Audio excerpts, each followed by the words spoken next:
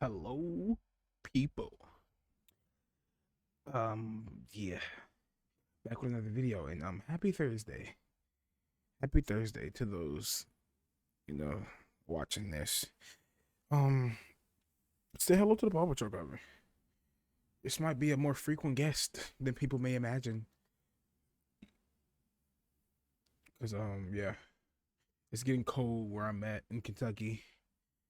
Yeah, but before we get to this, subscribe. Thank you. Okay, today's video we got husband whistles as he slowly offs his wife. Very sounds like a very unfortunate situation. RP to those, RP to the woman who lost her life, and condolences to her family. Outside of this goofy goober, if that's the husband, yeah, let's get into it. She kind of just like laid down and said that she felt dizzy and she wasn't Oh, feeling it's well. her. It It's her. was absolutely sickening. But I am angry. You just brought me home. You just brought me home. What kind of a sick person does that? It just is psychotic. I think she's gonna die. There's some drugs that wouldn't show up on that drug panel. And so potassium cyanide is not something that we use in dentistry. I don't even know how to acquire potassium cyanide. It just is a whole another layer of just wicked. A Colorado mother begins experiencing sudden and devastating symptoms after a morning workout. Her family watches helplessly as her illness progresses over the coming days, and suspicious eyes turn to one man, her husband, a beloved and ambitious local dentist. But as she fights for her life, the investigation into what happened will take a shocking turn that no one saw coming. Our point is not to put you away, it's to put the person away that caused this to your wife. And that's What if where that we're at. person is my wife? The following report is based on official police records, and most of the footage has never been seen before until now. It's Monday, March 6, 2023. Home surveillance cameras are recording as 45-year-old Dr. Jim Craig exchanges pleasantries with his wife Angela before heading to work. What was that? That was... You just... nothing, right? Well, see you, babe. Goes on forever. Love you. Have a great day. I'm actually thirsty.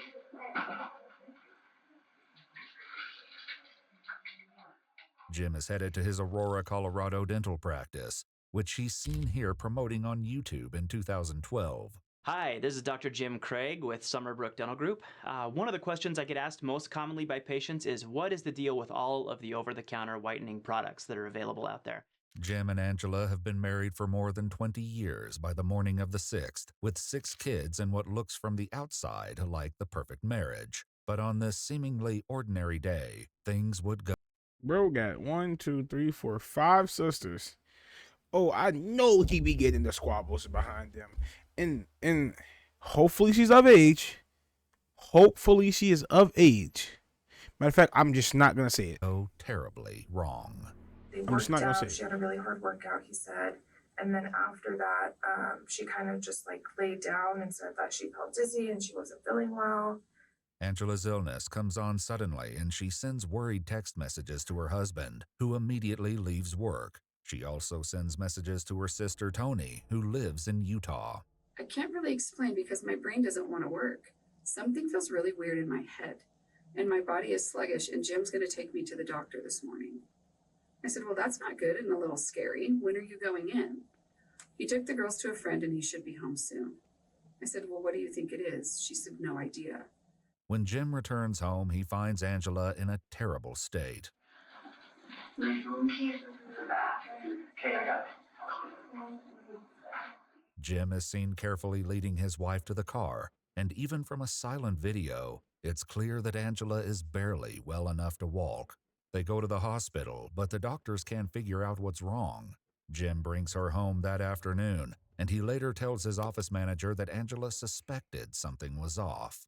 He said that he initially thought that she had taken something, and that's what was causing all of this. And then he said, and I think she thinks that I drugged her. I was like, oh, that's crazy. And he said, yeah, the hospital ran a drug panel. And on the way home, she had made a comment like, there's some drugs that wouldn't show up on that drug panel. The cameras watch as Jim and his wife return home, Angela clearly still feeling the effects of the mysterious ailment. The next morning, she confronts him about what went down at the hospital. It may not be your fault that they didn't do their due diligence or anything like that, but it's your fault they treated me differently. Like I did it to myself. And like nothing I said could be believed. Because I didn't say to her, I'm afraid she did this to herself. I just said, are you going to do a drug panel? You think that's not enough? Neither of us said, I think she did this to herself, or I think she took drugs, or I think that. Neither of us said that. And how do you think it would have gone if you had actually defended me? Well, I also wanted a drug panel because you were accusing me. I wanted that for me, too. It may be the first sign of strain caught by the cameras, but as those who know the couple best will reveal, it's far from the first crack in their marriage. 6 years ago, their relationship nearly collapsed. He came home and announced that he'd been having an affair and he was leaving her. And she was distraught, of course, because she'd been trying to hold their family together for all these years. And she was trying to figure out whether she should just leave or try to fight for it or see, is he serious? But she was pretty solid on the affair. But Angela didn't want to divorce, and according to her sister, the infidelity was quickly overshadowed by an even more serious incident. And then she called me one day and she was mad. And I'm like, of course, nature of life with when someone's cheated on you, right? She said that he had sedated her.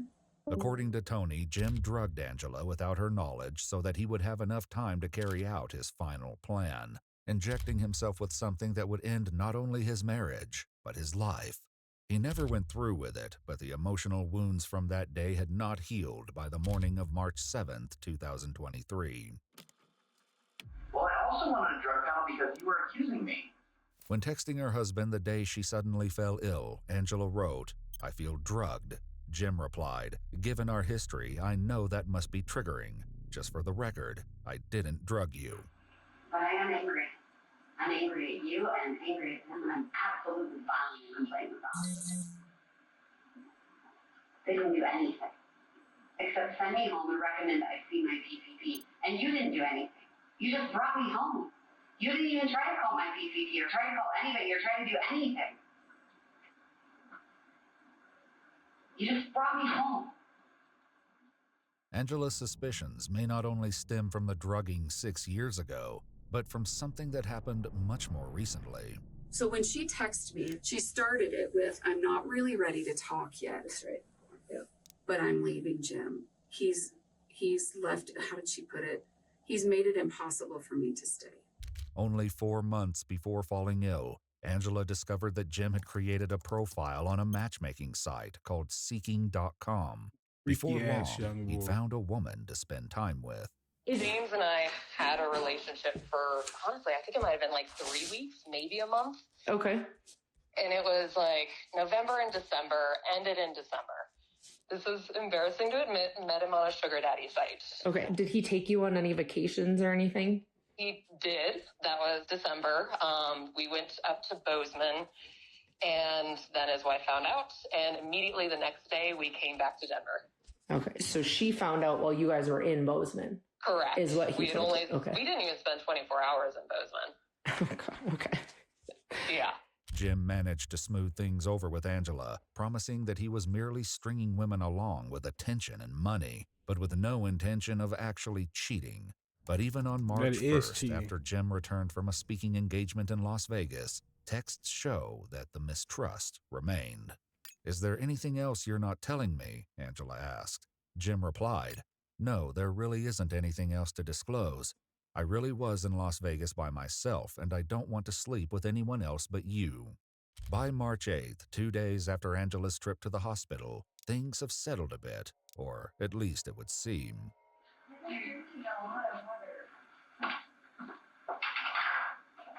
Yeah, but you haven't been eating. At all. What? And I didn't exercise today, so. Yeah, that's true. Please don't exercise today. Oh my gosh. Oh no. I don't think I could if I wanted to. Good. Because I don't want you to exercise today and then like pass out and be dead on the bathroom floor. The day passes without incident, but the next day, Angela takes another sudden turn for the worse.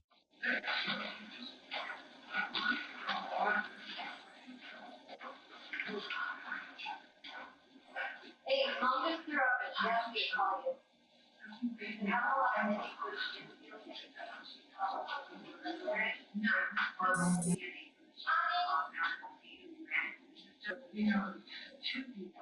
Angela's daughter takes her back to the hospital, but this time she won't be coming back home so quickly. She has been battling a really weird illness over the last 4 days, we have been to the emergency room twice, urgent care once, and now she has been admitted to the hospital even though nobody can figure out what's wrong, period. But his wife's increasingly serious illness appears to be no match for Jim's cheerful disposition.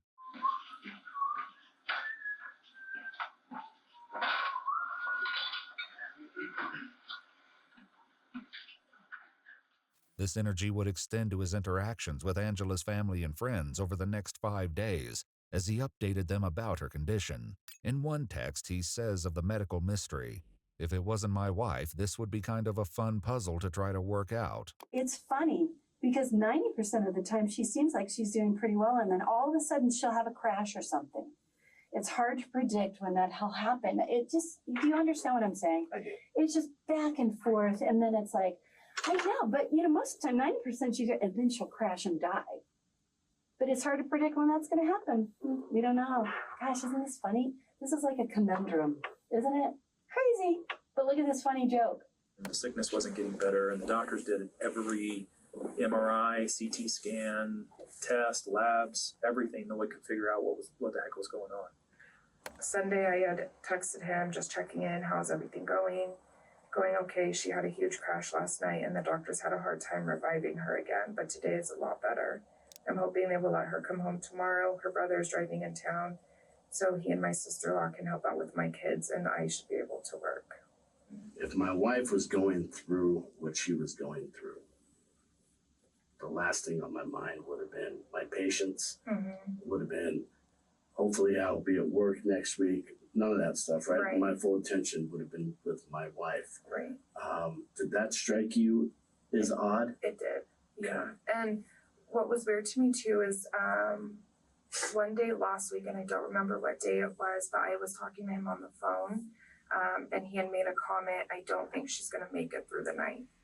On Sunday, March 11th, 2 days into Angela's hospital stay, Jim calls her sister, Tony. And he just says, and I'm telling you right now, Tony, if she dies from this, I'm not allowing him to do an autopsy. Okay, so this is where it came in. And I said, whoa. This is where She is not dying, number one. And number two, why not? And he's like, well, they don't know what they're doing, and they've already done enough to her. I'm not letting them cut on her. But despite Jim's pessimism, Angela slowly improves. And by Tuesday, March 14th, the hospital sends her home once again. That night, Jim texts her sister to provide a grim update. Tony, I'm not going to lie. I don't want to tell the whole family this, but she doesn't look good. It's not as bad as when I came home on Monday and saw her, but she's in really bad shape.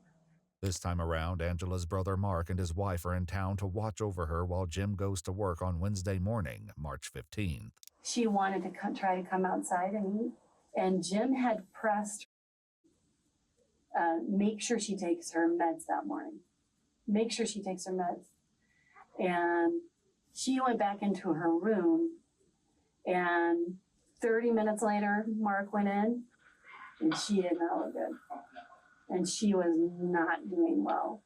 The camera watches as Mark and his wife lead her to the car to head back to the hospital. It would be the last time Angela would ever appear on her own home surveillance cameras.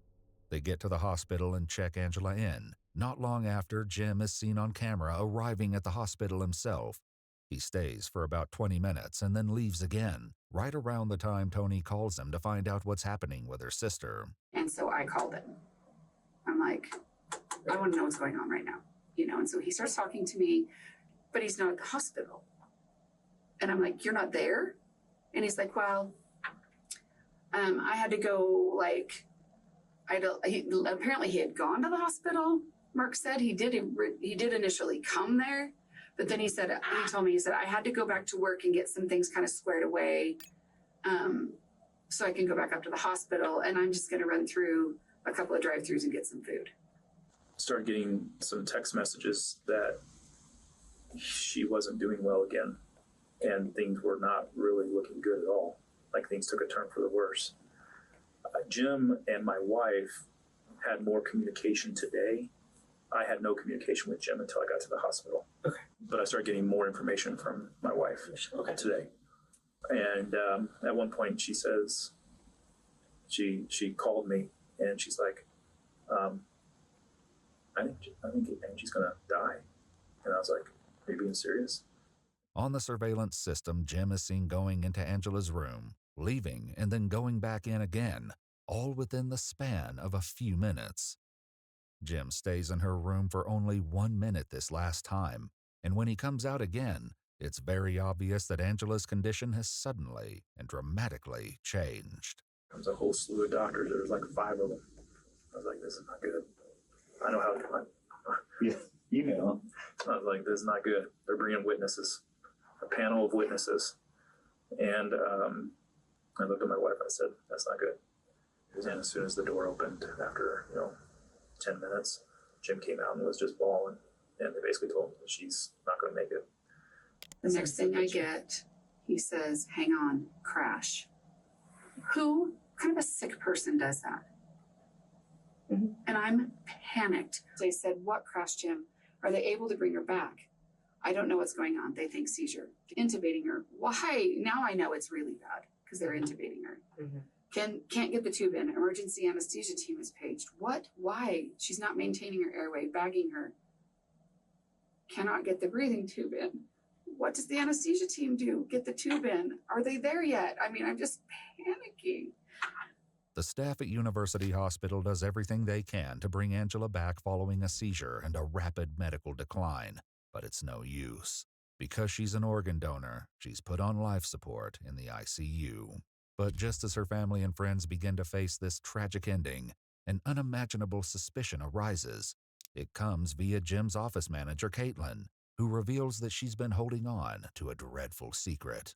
So I called Jackie and I told her, I'm going to tell you something and it's going to sound really insane. And she said, I know what you're going to say. I had the same thought. And I said, well, what do you mean? And she goes, well, I had the same thought that maybe Dr. Craig had something to do with this. As Caitlin continues to share, it becomes clear that this is far more than idle speculation. Last Monday, the 6th, Dr. Craig, his wife, got really sick. That was the first day that he left in the middle of the day to take her to the hospital. Later that night, he had come back to the office. Everybody had left. I was still working. So when I was leaving, his office, his light was off. And so I thought that he had left. And when I got to the very last operatory, he was sitting in there. And he was sitting in the dark. The light was off. And he was on the computer in there, which was really strange because he has a laptop and a desktop in his office.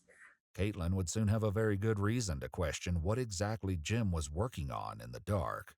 So I left the office about 5:45, and he had texted me at 6:06 saying that he was having a personal package delivered to the office, and when it came in, to please just put it on his desk. This past Monday, the 13th, it came in. My receptionist is the one that originally got the box and opened it. And when I was putting the packing slip back into the box, I saw that it said potassium cyanide. Okay. And so I closed the box back up. I gave it to him. I looked up what cyanide poisoning was, and kind of was looking at the side effects from that, and that was everything that his wife was going through. Caitlin shares this terrible secret with both of the He's practice's sick, managing bro. partners, including Ryan. He's who is fucking still at sick. the hospital. And so potassium cyanide is not something that we use in dentistry. Okay. I don't even know how to acquire potassium cyanide. I've never looked how to acquire potassium cyanide because it's never something that we would ever use in dentistry. Disturbed by the potential implications of this package, Ryan decides to tell a member of the hospital staff, just in case there is still a chance to save Angela. And I just said, I'm not accusing of Jim of anything. I'm not insinuating anything. I'm concerned about if this is potentially reversible. I know it's been a mystery of trying to figure out what's going on with Angie, but in lieu of this information, If they can give her something, right? there's something. I mean, I've never Googled cyanide poisoning. I don't know anything about. It's outside my scope of practice and my realm of practice. I have no idea. It was pretty brief. It was pretty quick. It was like maybe 3 minutes.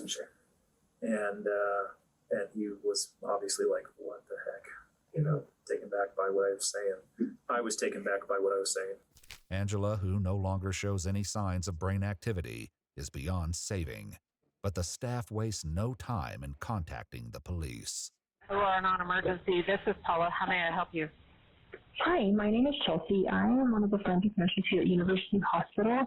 I am needing to make a mandated SBI report, IPV, and needing officer response. We have a suspected potassium cyanide poisoning. It doesn't take long before Jim begins to realize that something is up. One of his first moves is to give Ryan a call. He says, Ryan, I got some disturbing news. And I said, did you say something to somebody? And I said, yeah, I did. And I told him exactly what I said to the nurse. And I said, Jim, what was in the package? I said, did you order a package? He said, kind of paused. He said, yeah, I did. I said, what was in the package? He goes, oh, it was a ring for Angie. It's going to be a surprise. And I said, Jim, that's not what was in the package. And he goes, what do you mean? And I was like, the package was opened. And he's like, no, it wasn't. I said, yes, it was, Jim. Jim, I know what's in the package. And he wouldn't admit to what was in the package. And I said, Jim, potassium cyanide was in the package. Why do you have potassium cyanide?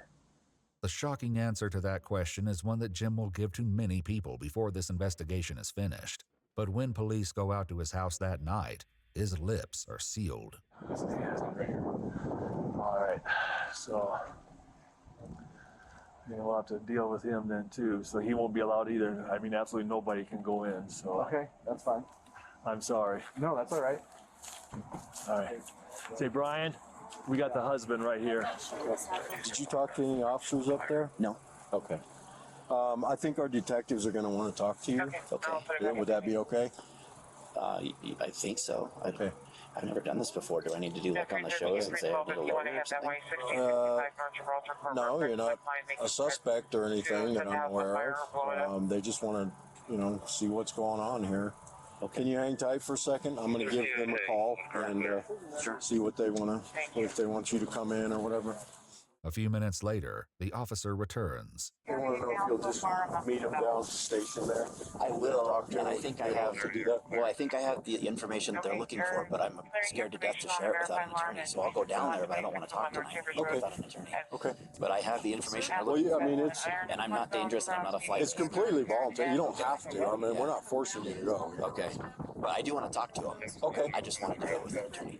Jim isn't talking, but the police tell him and his family that they'll have to stay somewhere else for the time being. Yeah, I mean, you're free to go. You're not under arrest or anything like that. So, they'll be in touch with you. Okay. When I pulled up, I thought there was a vigil going on. PD2. This isn't quite as welcoming, but. Oh, them bells are so unsettling. The next day, the cops search Summerbrook Dental, and 2 detectives assigned to the case head out to see Jim. I'm Detective Olson. This is Detective Graw. Okay. I guess we're coming to, talk to you or kind of see if you want to talk to us. Okay. Is that something you're interested in? No. Okay. And that's fine. So we have a search warrant for this house, but basically for your cell phone, Angela's cell phone, your wallet, and or your laptop. Okay. The detectives ask Jim to come out to his truck so they can photograph the contents of his wallet. So, Am I a suspect in something right now then? So here's where we're at. There are questions. Yeah. And I have based answers. on what we've heard. Yeah. I know what they are, and I have the answers. Okay, well, until they're answered, it's hard to say yes or no to what you just asked me. Am I a suspect or not? Well, I guess it kind of depends. It kind of depends how this shakes out. We're hoping this takes that turn and it's not as big a deal as it sounds, but we're going to still treat it like it could be criminal until we find out otherwise. But your attorney's going to tell you I just not to talk to us without them there. I know. So, no, I guess what I mean is there's going to be a funeral coming up. I just don't want to be like handcuffed in front of my kids while I'm making funeral preps and taking off to jail. And that's why we tried to call Jennifer today, and that's why I knocked on the door lightly, and we didn't come like we're just in our jackets for the decency of your family. Later that day, Tony, who has arrived in town with several of Angela's other siblings, has 2 interactions with Jim that strike her as off-key. And he comes over and he goes, I have a funny story. I think you guys will appreciate it. He's like, yeah, we're in the car and said, now that Mom's gone, can we watch Sharknado? I looked at him. God, are you kidding me? But I thought, what is that? So now that Mom's gone, everyone can do everything bad. Then he goes, yeah, I just did all of her laundry, and we're very picky laundry people. I'm like, whites do not go with any other color. I have everything separated. Half of it's dried out, and he's like, yeah, I did all of her laundry, and I stuck everything in the same load just to stick it to her. Out loud, no lie. 2 days later, on March 18th, Angela is taken off life support and passes away.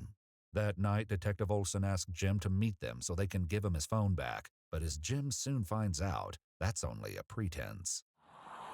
Oh, how are you? I'm great. How are you doing? Well, yeah. Hello. Hi.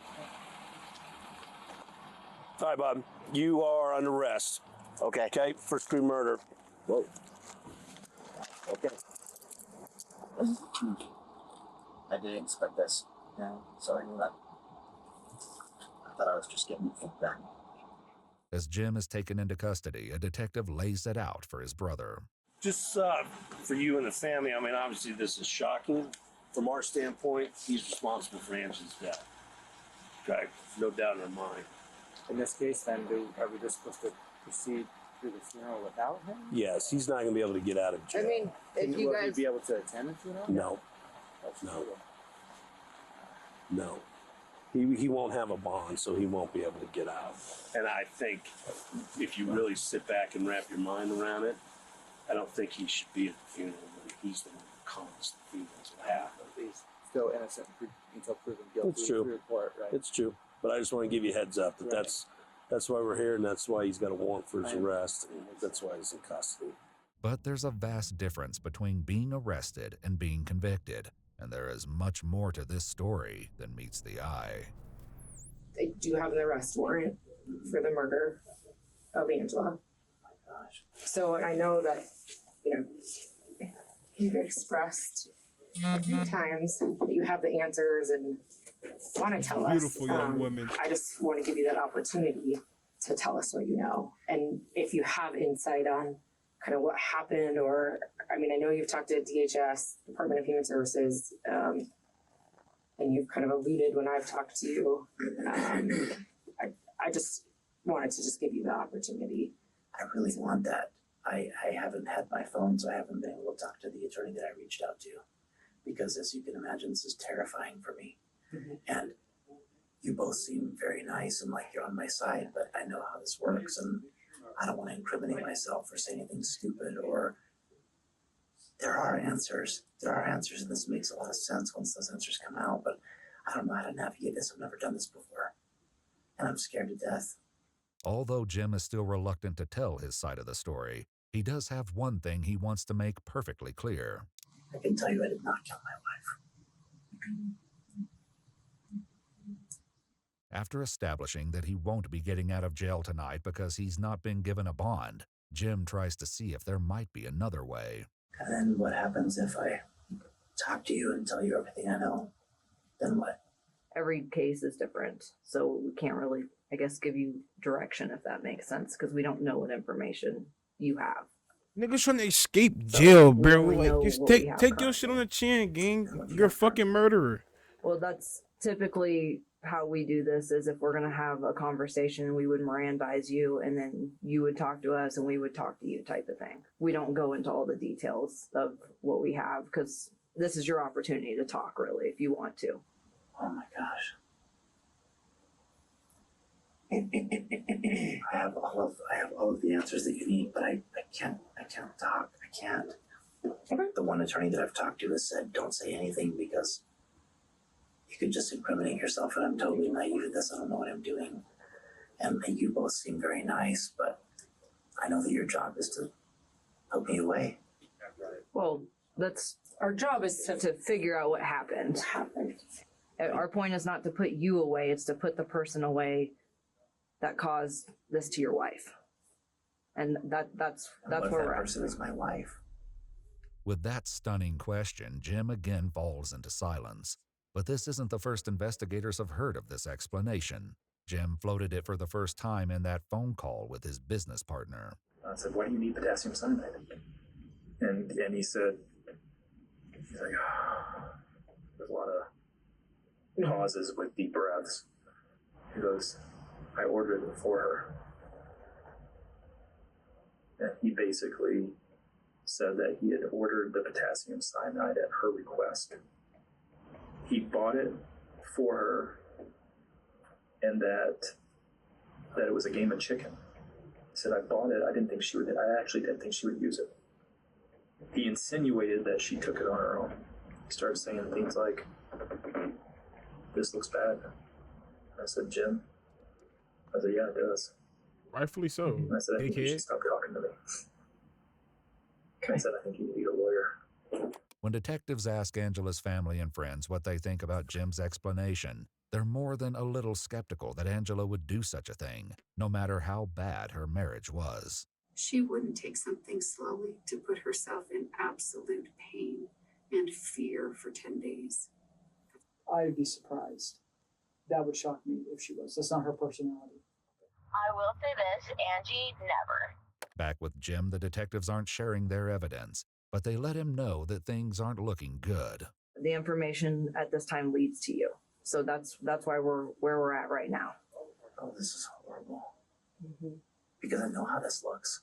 I knew exactly how this was going to look.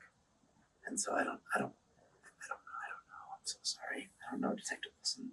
No, you don't have to be sorry. I mean, this is a scary situation. We're not here to pretend that it is. He's full of shit. It's really scary. He's full of shit. And my that's kids why could lose both of their parents. And I didn't do this. And I don't know how to exonerate myself. I don't know what to do. all I can just say is I'm sorry, and I'm sorry that we're here in this situation. I am too. Yeah. I'm sorry that I didn't just let her go through with this years ago. Jim never goes into further detail with the detectives, but the investigation is still very much in its infancy. Police have obtained the surveillance footage from Jim's house, from which they hope to find a smoking gun. But the videos seem to show all the hallmarks of a loving, happy couple in the days leading up to Angela's illness.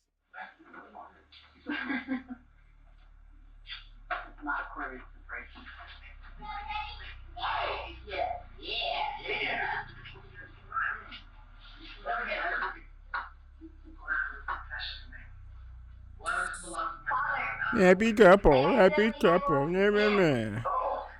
Hey. Oh, I gotta get going. All right. No, you gotta go back to work. That was quick.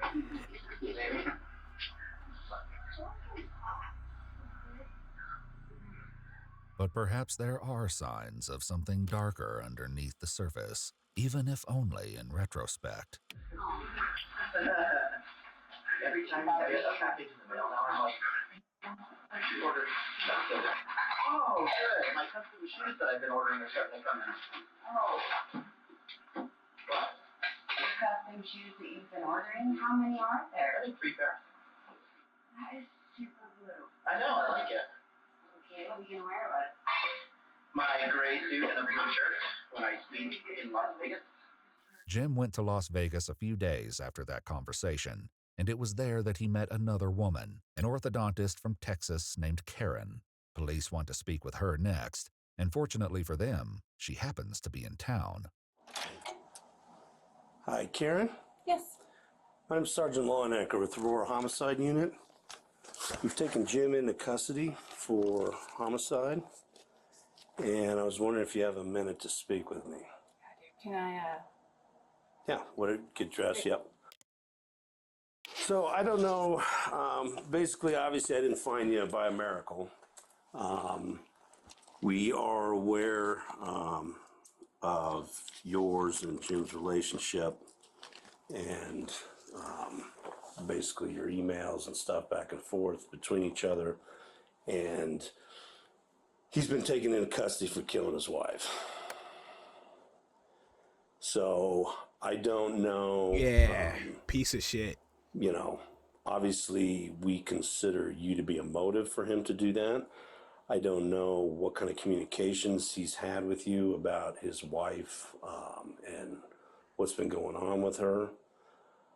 My bad. It's late We at have night. noticed that you seem to come to Denver when his wife was in the hospital, and I don't know if that's just what kind of timing is, that is, or what he's telling you, or how he, you guys are setting up when you're going to come out here. So I don't know if you can shed any light on any of that. A search of Jim's email account shows messages between the two of them, some of which show Karen's travel itinerary. One trip overlapping with Angela's first extended hospital stay, and a second trip overlapping with Angela's final crash and eventual death. But Karen says those dates are misleading. I had a ticket for the 8th that I changed to. You didn't come out here then? No. Okay. I had Southwest, so it was free to change. Okay. So I just changed the dates to the 16th. So this is the first time you've come out here?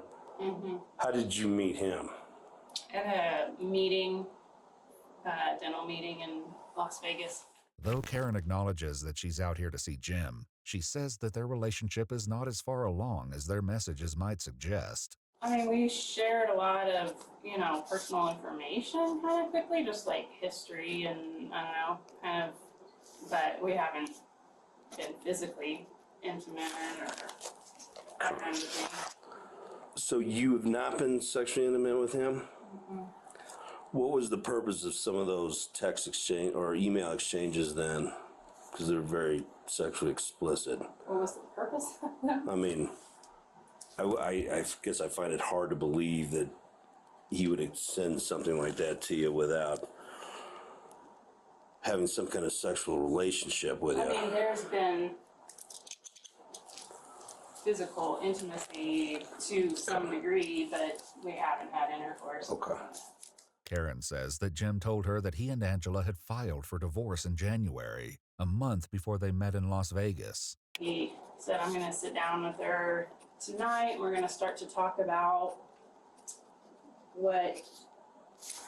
just about the kids, about how things are going to look during mediation, things like that. And that she had said that she probably was going to move back to where her family is, and just they had been just kind of talking about what things were going to look like.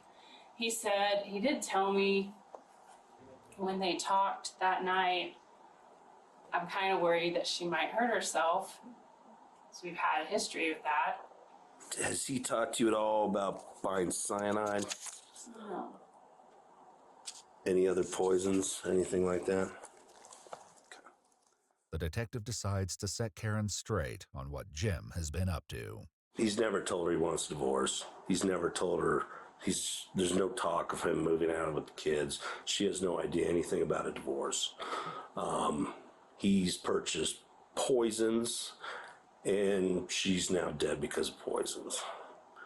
So a lot of the things he's told you, assuming you've told me the truth, are all nonsense.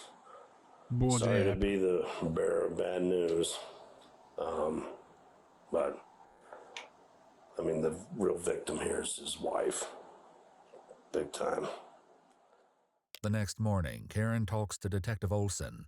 She shares a conversation she had with Jim after Angela passed, in which he talked about all the things he would need to do to get his affairs in order. Life insurance was in that string of thought, and I was like, oh, is life insurance going to change if this is, self-inflicted? And he said, no, I got a policy that doesn't have that, that has an exclusion for that due to our history.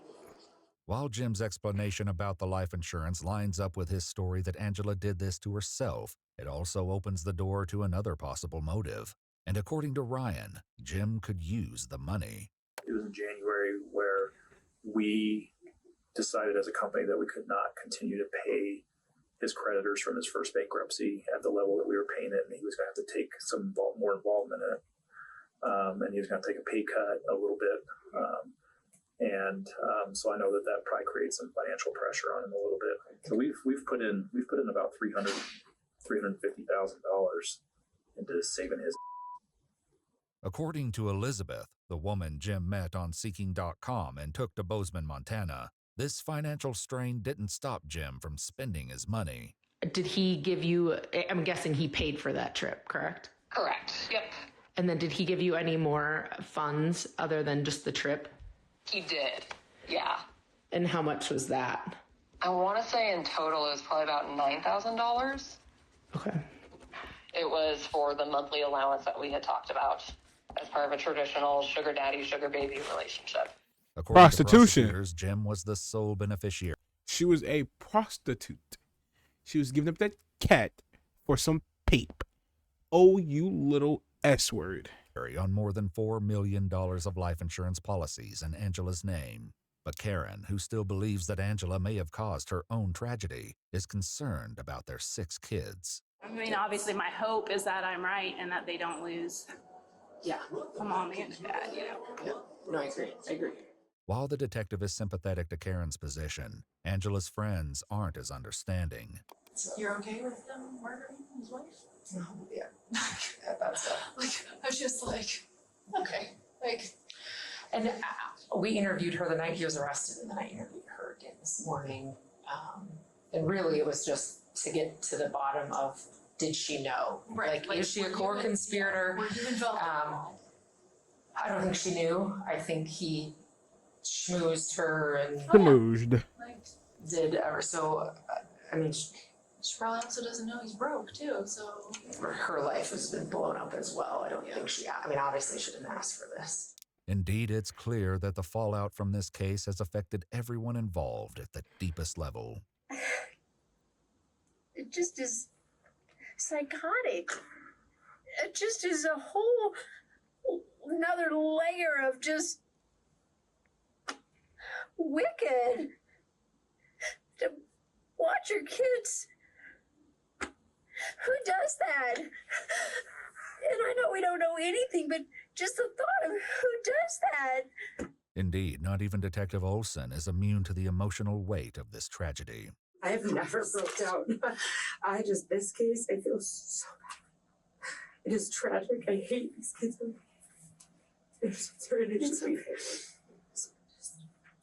I hate little kids that we deal with. Well, I just so the kids are in denial.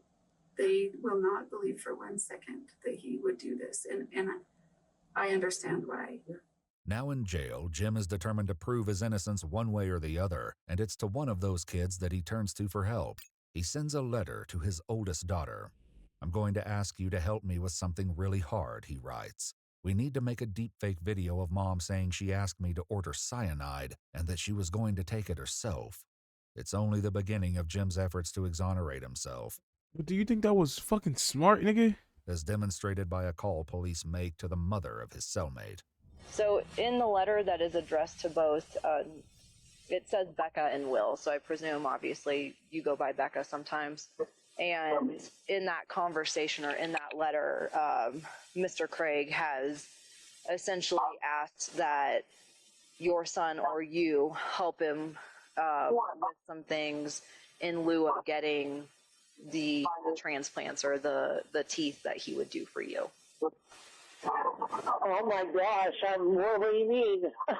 So basically, he has asked, that, whoever responds to him doesn't use their legal government name, like they use like a code name, or they use, even if it's like a nickname, you know what I mean? But that way that you guys would not be traceable to him.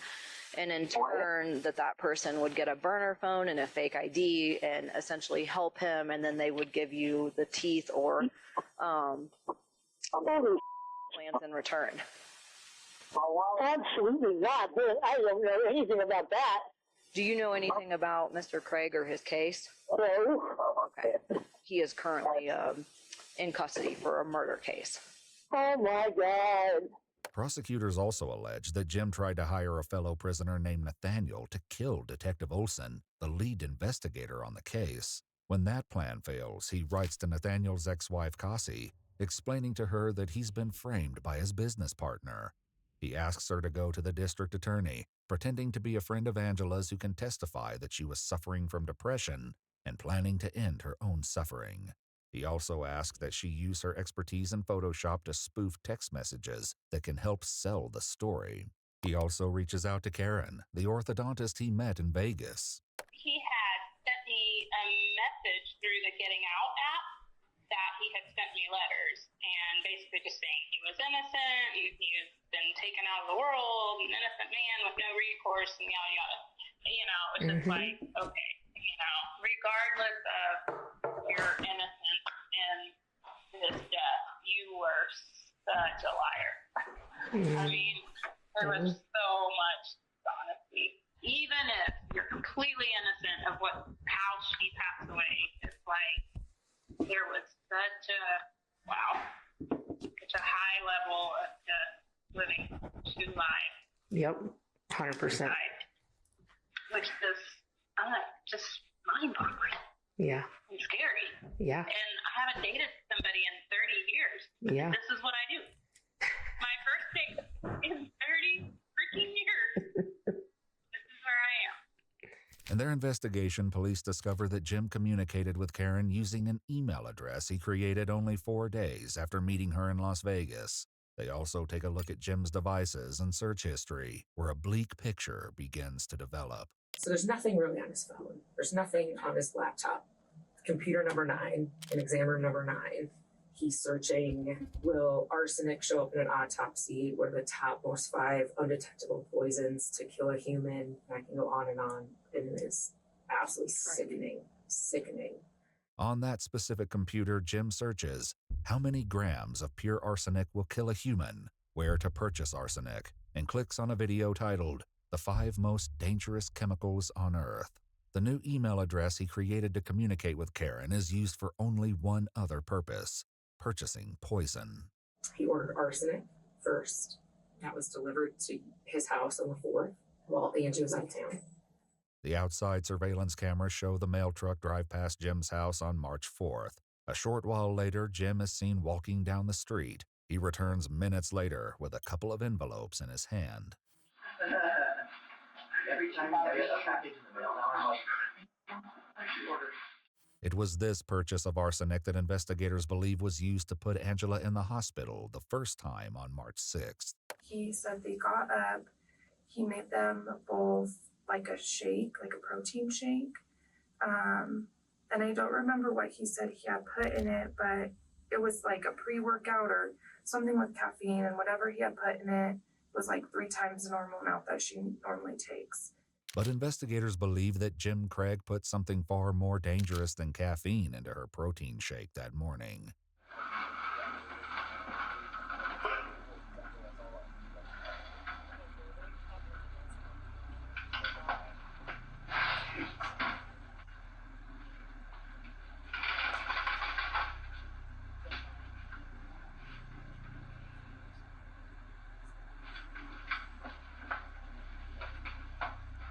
Before leaving for work that morning, Jim has a question. You're kind of heavy. You okay? Cold winter. Of course, Angela would be anything but fine that morning, or for the little time she had remaining in her life. But as investigators would see for themselves, that single dose of arsenic didn't get the job done. He also ordered it's oleander. It's like an extremely poisonous plant, but obviously you can get the derivatives out of it. That was still en route. So actually, I think it's coming into Denver today. With the oleander delayed and the potassium cyanide not due for days, Jim is forced to improvise. On the night of March 8th, he leaves his house at 10:40 p.m. He arrives back home 15 minutes later at 10:55. Police later find out that during this time, he purchased 12 bottles of eye redness drops at the local grocery store. The next morning, Jim makes his wife another drink and turns the TV on for her before going to work.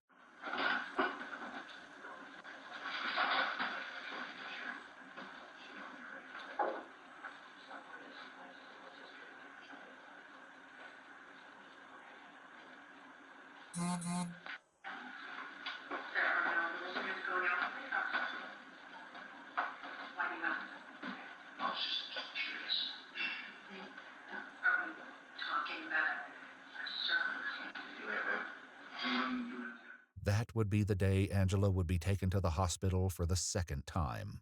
Toxicology reports would later confirm that she had tetrahydrozoline in her system at the time of her death. It's the active ingredient in Visine. When swallowed, it can cause illness and even death. And yet it's still not enough to kill Angela. The package of potassium cyanide comes to Jim's office on March 13th, and investigators believe he gave her the first dose inside a capsule that was supposed to contain an antibiotic. He wrote out this timeline in his phone, basically the hours after he's confronted by Ryan and Michelle. Detective Olson says that Jim used this memo to tell the full story about Angela's desire to order poison for herself. And that she finally said, I'm just going to do it. And he said, fine, I'm done. I'm done trying to save you. I'm not going to save you this time. He said that he took the clindamycin and put potassium cyanide in the capsules. Put the potassium cyanide inside the clindamycin capsules. That's it. I knew it. It is also in Jim's memo that investigators make one last horrifying realization. Even after Angela was rushed to the hospital for a final time, Jim was apparently not done yet. He says he went to university, gave her a syringe, which is, no doubt in my mind, that's potassium cyanide, gave it to her. And then he left the room and said, like her arm hurts or something. And he came back and the syringe was empty and that she did her IV port at university. And that he took the syringe back and put it in his pocket. Hospital surveillance cameras show Jim emerging from a side room at approximately 1:53 p.m. before pulling something thin and cylindrical out of his pocket. Less than 30 minutes later, Jim comes out of Angela's room, speaks to the nurses, and the frantic but doomed effort to save Angela's life begins. So his final dose was actually at the hospital, I think. We were trying to figure that out. Jim goes to trial on charges of first-degree murder after deliberation, 2 counts of tampering with physical evidence, 2 counts of soliciting perjury, and a final count of soliciting first-degree murder. His defense, that he merely purchased arsenic, oleander, tetrahydrozoline, and potassium cyanide at the behest of his wife, is rejected by the jury, and he is found guilty on all counts. I can't even say that he's narcissistic. All I can say is he's pure evil. He's pure evil. At Jim's sentencing hearing, Tony said to him, "Angela was a light you never deserved. You may have temporarily dimmed her light in this life, but it will continue to shine in those she loves and that love her in return." In July 2025, Dr. Jim Craig is sentenced to life in prison without the possibility of parole. His wife, Angela Craig, was 43 years old. Man. If you'd like to see select new videos or that guy, he's sick, bro. Only what would make you want to do that to somebody who loved you, bro? You're a sick nigga, bro.